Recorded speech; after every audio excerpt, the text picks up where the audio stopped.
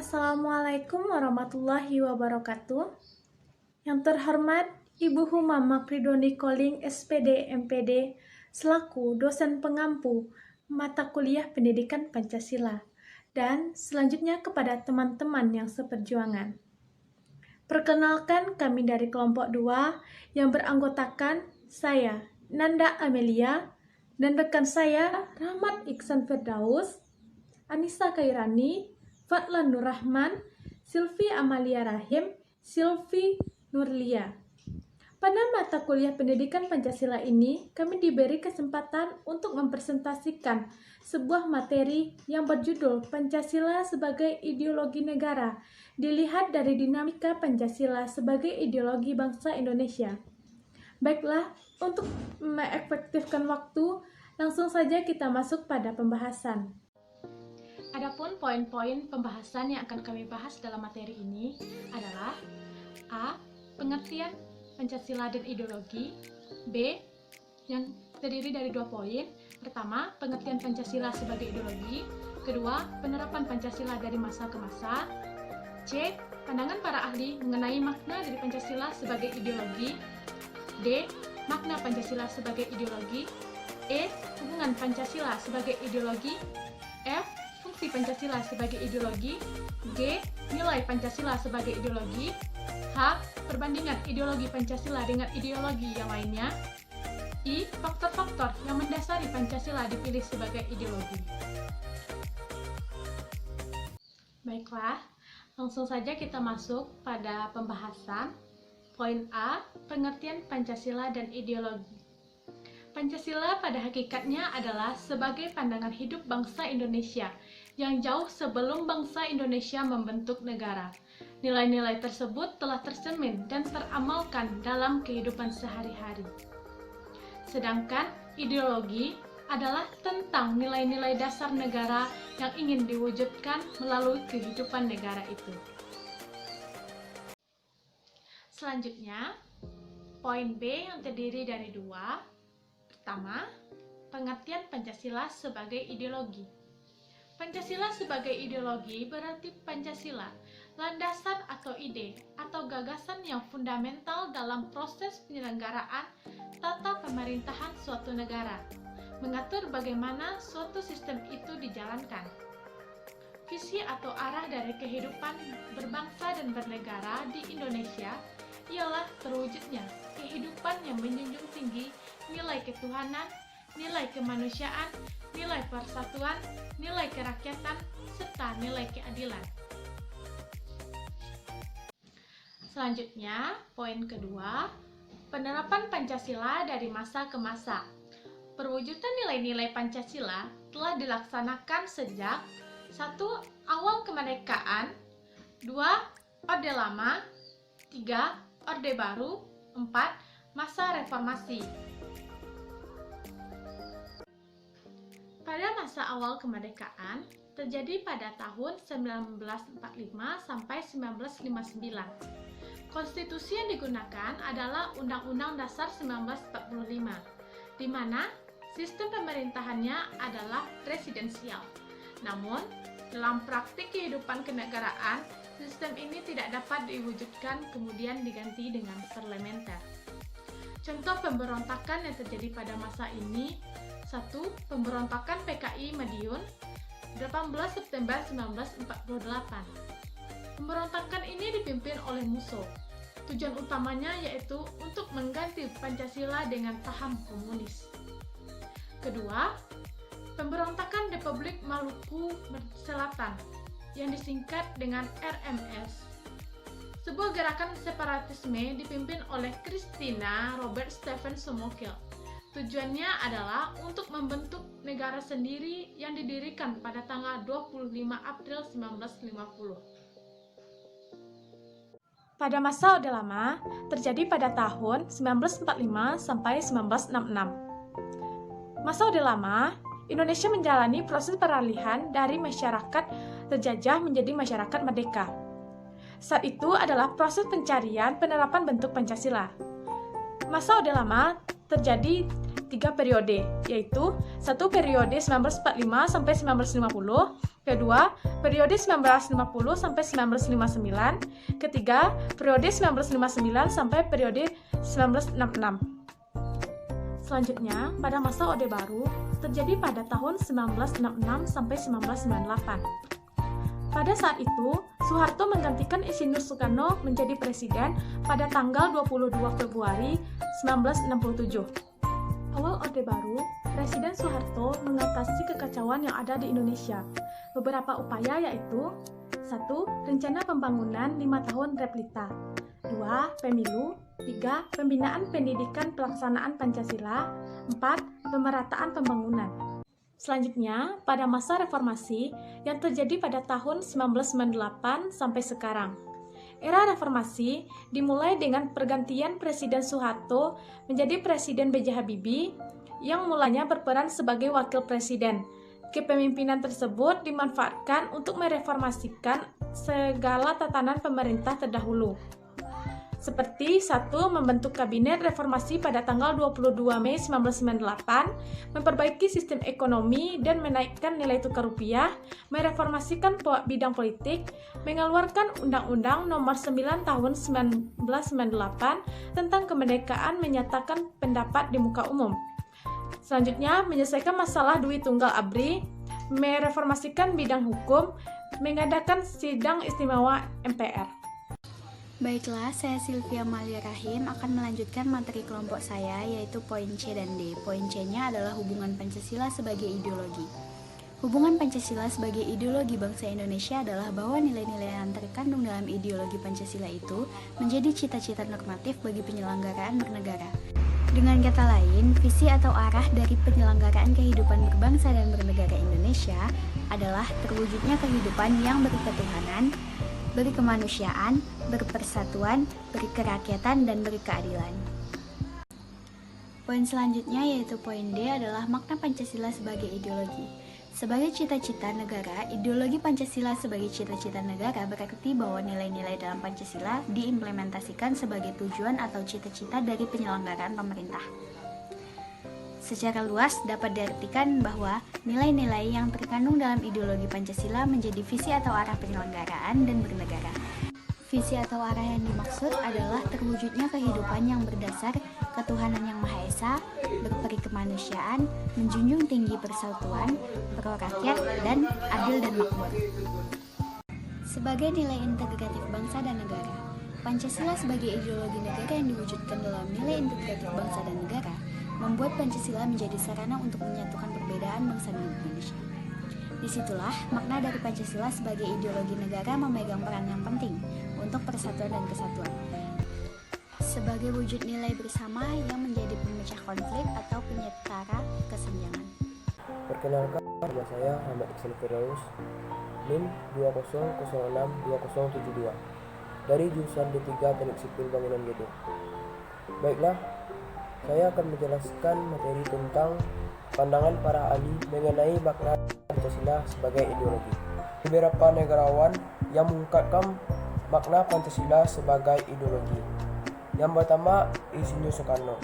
Pancasila merupakan azas bersama yang mampu membuat semua kelompok masyarakat di Indonesia bersatu dan menerima azas tersebut. Dan yang kedua, menurut Adnan Buyung Nasution, mendapatkan julukan sebagai filsafat atau berpikir yang dalam, yaitu mengatakan Pancasila merupakan sebagai sarana demokrasi bagi seluruh warga negara Indonesia. Dan yang ketiga, menurut Noto Negoro, Pancasila adalah ideologi yang komprehensif, mencakup semua aspek. Hal tersebut menggambarkan bahwa Pancasila itu bersifat masif dan bisa diinterpretasikan dalam berbagai bentuk. Saya akan menjelaskan fungsi Pancasila sebagai ideologi. Di antaranya, yang pertama, mengukuhkan persatuan dan kesatuan bangsa Indonesia. Dan yang kedua, membimbing dan mengarahkan bangsa Indonesia untuk mencapai tujuannya dan cita-cita bangsa. Yang ketiga, memberikan tekad untuk memelihara dan mengembangkan identitas bangsa. Dan yang keempat, menyoroti kenyataan yang ada, dan mengkritisi upaya perwujudan cita-cita bangsa yang terkandung dalam Pancasila. Dan yang kelima, Pancasila menjadi ukuran untuk melakukan kritik mengenai keadaan bangsa dan negara, dan menumbuhkan jiwa nasionalisme dan patriotisme. Yang ketujuh, sebagai pedoman hidup bangsa Indonesia untuk menjaga keutuhan negara. Yang kedelapan, yaitu menjadi tolak ukur untuk kemajuan bangsa Indonesia. Perkenalkan, nama saya Selvi Nurlia, NIM saya 20331092 dari jurusan Teknologi Penginderaan Jauh. Baiklah, langsung saja di sini saya akan membahas tentang nilai Pancasila sebagai ideologi. Nilai Pancasila sebagai ideologi terbagi menjadi tiga. Yang pertama yaitu nilai dasar, kedua nilai instrumental, dan yang ketiga nilai praktis. Baiklah, di sini saya akan membahas satu persatu. Yang pertama yaitu nilai dasar, artinya sila-sila yang bersifat universal sehingga di dalamnya terkandung tujuan, cita-cita, serta nilai yang baik dan benar. Sebuah nilai yang mendasar, yang relatif dan tidak berubah ini terdapat dalam isi kelima dalam Pancasila. Contohnya yaitu nilai dasar Pancasila yang terdapat dalam sila pertama sampai sila yang kelima. Sila yang pertama yaitu ketuhanan yang Maha Esa. Maknanya di sini percaya terhadap Tuhan dan mempunyai sifat yang sempurna. Yang kedua, takwa terhadap Tuhan dan meninggalkan segala larangannya. Dan yang ketiga, saling menghormati dan toleransi antar agama. Sila kedua yaitu kemanusiaan yang adil dan beradab. Maknanya di sini yaitu setiap orang mempunyai hak dan martabat yang sama dan sejajar. Yang kedua yaitu orang yang menjunjung tinggi nilai kemanusiaan akan memperoleh sikap adil dan beradab. Sila yang ketiga di sini yaitu persatuan Indonesia. Maknanya itu adanya persatuan dan kesatuan dalam memajukan negara Indonesia, yaitu dengan memprioritaskan kepentingan umum di atas kepentingan pribadi. Sila yang keempat itu kerakyatan yang dipimpin oleh hikmat kebijaksanaan dalam permusyawaratan perwakilan. Maknanya di sini yaitu rakyat Indonesia adalah warga negara yang mempunyai hak, kewajiban serta kedudukan yang setara. Azas yang digunakan dalam musyawarah adalah azas kekeluargaan. Setiap keputusan diambil dengan jalan bermusyawarah. Sila yang kelima yaitu keadilan sosial bagi seluruh rakyat Indonesia. Maknanya di sini yaitu di mata hukum setiap orang mempunyai kedudukan yang setara. Mencintai berbagai macam pembangunan untuk kemajuan bangsa. Bersikap adil dan bijaksana dalam semua perbuatan. Sebagai ideologi negara, nilai-nilai Pancasila memiliki sifat objektif dan subjektif. Yang kedua yaitu nilai instrumental. Artinya Pancasila dapat dijabarkan lebih lanjut secara kreatif dan dinamis, sehingga dapat diterapkan dalam kehidupan sehari-hari. Dengan catatan nilai-nilai penjabarannya tidak bertentangan dengan nilai dasar Pancasila. Contohnya yaitu TAP MPR, Undang-Undang, Perpu, Peraturan Daerah, dan Peraturan Kepala Daerah. Yang ketiga, yaitu nilai praktis. Artinya dapat diterapkan secara real dalam kehidupan sehari-hari. Perwujudan nilai praktis bersifat asbrat.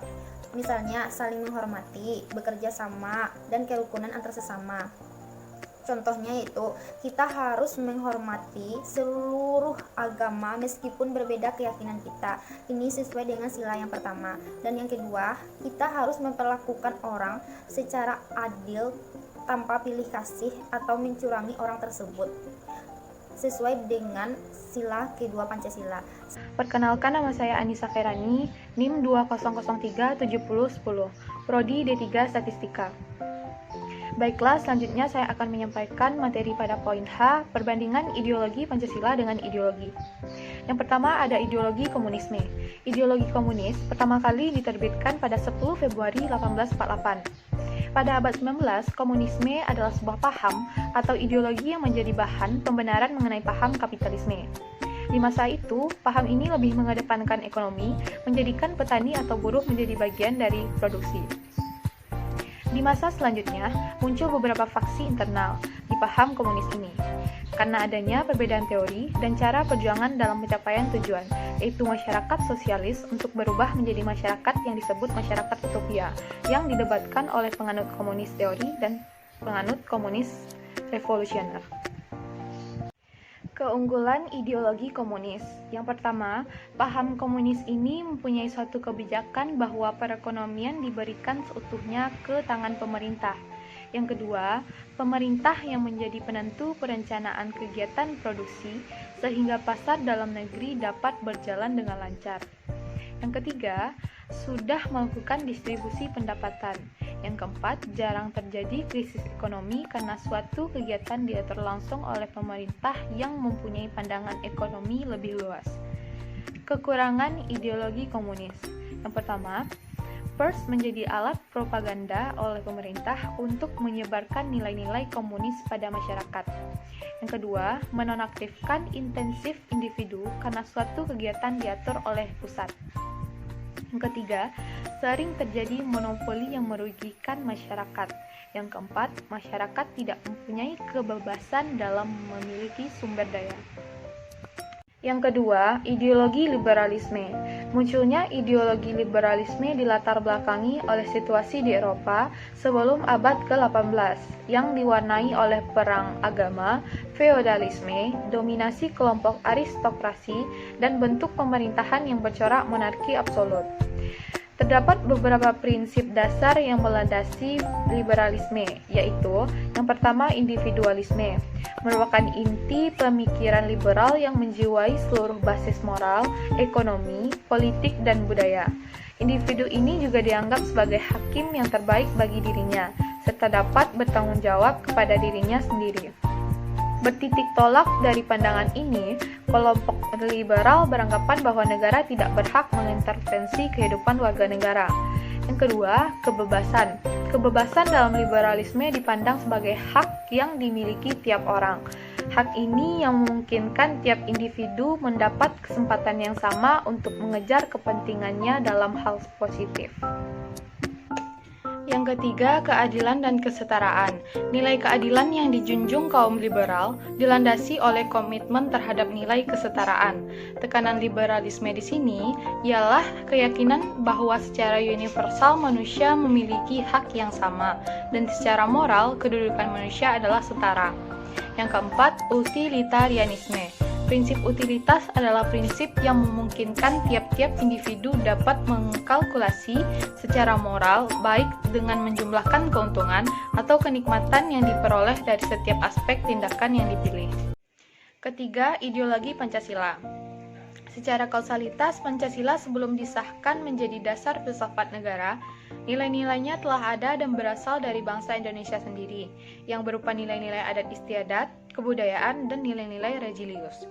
Kemudian para pendiri negara Indonesia mengangkat nilai-nilai tersebut dan dirumuskan secara musyawarah mufakat berdasarkan moral yang luhur, antara lain Sidang BPUPKI pertama, Sidang Panitia 9 yang menghasilkan Piagam Jakarta, Sidang BPUPKI yang kedua, dan setelah kemerdekaan Indonesia sebelum Sidang Resmi PPKI Pancasila sebagai calon dasar filsafat negara dibahas serta disempurnakan kembali pada tanggal 18 Agustus 1945 disahkan oleh PPKI sebagai filsafat negara Republik Indonesia.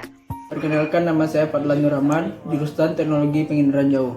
Saya akan menjelaskan Pancasila sebagai sebuah ideologi memiliki 3 dimensi, yaitu 1 dimensi realita, artinya nilai-nilai yang terkandung dalam ideologi itu secara real, berakar, dan hidup dalam masyarakat atau negaranya.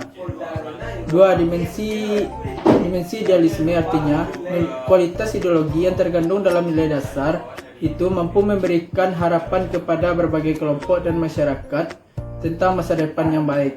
3. Dimensi fleksibilitas, artinya kemampuan ideologi dalam memperbaiki dan menyesuaikan diri dengan perkembangan masyarakatnya. Dengan memandang pengertian ideologi sebagai sebuah ide atau gagasan, dan dapat dinyatakan bahwa ideologi terbagi 2, yaitu ideologi tertutup dan ideologi terbuka. Ideologi tertutup memiliki ciri-ciri sebagai berikut. 1. Cita-cita sebuah kelompok, bukan cita-cita yang hidup di masyarakat. 2. Bersifat totaliter, menguasai semua bidang kehidupan masyarakat. 3. Tidak ada keanekaragaman. Sedangkan ideologi terbuka memiliki ciri-ciri sebagai berikut. 1. Merupakan kekayaan rohani, budaya, dan masyarakat. 2. Tidak diciptakan oleh negara. 3. Isinya tidak instan atau operasional. Keunggulan dan kelemahan ideologi Pancasila. Keunggulannya yaitu 1. Memiliki sikap-sikap positif yang dimiliki ideologi-ideologi lain. 2. Membela rakyat. 3. Peran serta negara tidak membuat rakyat menderita. Sedangkan kelemahannya yaitu terlalu ditinggi-tinggikan atau berlebihan. 2. Pancasila dibandingkan ideologi lain sangatlah susah dicari karena Pancasila sendiri mengambil segala hal-hal positif yang ada dalam sikap ideologi yang ada. Perbedaan ideologi Pancasila dengan liberalisme dan komunisme. 1. Ideologi Pancasila dengan liberalisme. Pancasila yaitu kepemilikan individu dibatasi. 2. Bercampurnya aspek kepemerintahan dengan agama. 3. Diberi adanya pembatasan oleh pemerintahan dan agama. Sedangkan liberalisme yaitu kepemilikan penduduk individu tidak dibatasi, aspek agama dan pemerintahan dilarang serta bercampur aktif. 3. Penolakan terhadap pembatasan dan oleh pemerintahan dan agama. Ideologi Pancasila dengan komunisme. Pancasila yaitu 1. HAM memiliki pribadi dan negara dipisahkan dengan jelas. 2. Menghimpun adanya kelas dalam masyarakat dengan pemahaman masing-masing. 3. Pemerintah yang demokratis. Sedangkan komunisme yaitu penghapusan seluruh hak milik pribadi dan negara menjadi hak bersama. 2. Tetapnya negara tanpa jelas. 3. Memerlukan cenderung otoriter agar rakyat dapat diatur. Faktor-faktor yang mendasari Pancasila dipilih sebagai ideologi yaitu 1. Pancasila merupakan ide-ide para pahlawan bangsa. 2. Pancasila merupakan sumber dari segala sumber hukum. 3. Pancasila merupakan aturan paling umum pada bangsa Indonesia. Sekian presentasi dari kelompok 2. Jika ada tambahan dan saran, bisa disampaikan. Terima kasih atas perhatiannya.